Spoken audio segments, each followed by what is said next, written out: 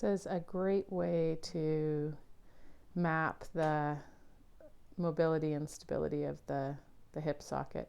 So I like to start with a sandbag because it gives me a lot of information right into the hip socket in terms of how that femur is moving in my pelvis.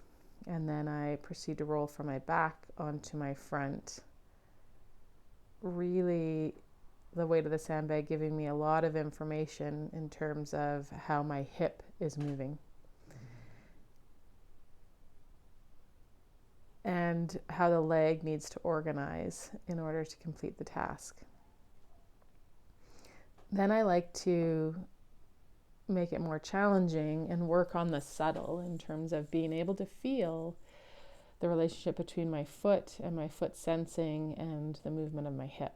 So then I go to a foam block, which is a lot lighter and a lot easier to set off balance.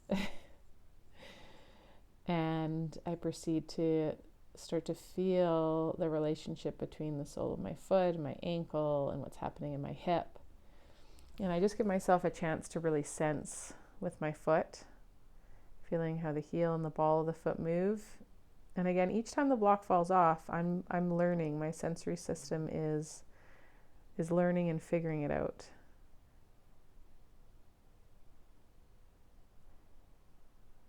And so sometimes you'll need more weight to be able to feel what's happening in the hip. Sometimes you'll want to challenge yourself by working the subtle, really feeling the organization that the foot has to do, the ankle has to do, and the hip has to do. And building out this proprioceptive map from my foot to my hip, I find really helps me in my hiking.